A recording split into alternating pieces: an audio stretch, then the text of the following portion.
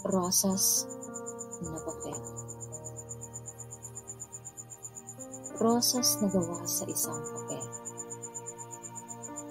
Yan ang mailalarawan ko sa pag-ibig na kanyang pinapakita.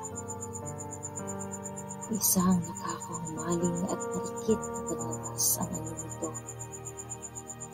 Subalit, ang mapagkunwaring pag-ibig na ito ay napupunot, natatapon.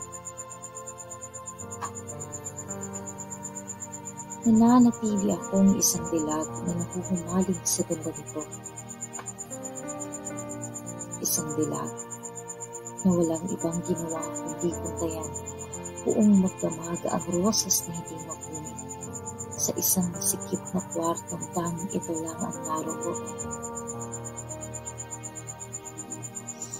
Na hindi ko mawari ang ganda sa labas ng aking maliit na mundong ginagalawan.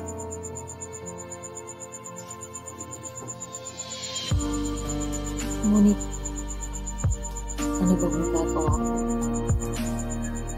Pinili ko ito. Ito ang aking kasiyahan.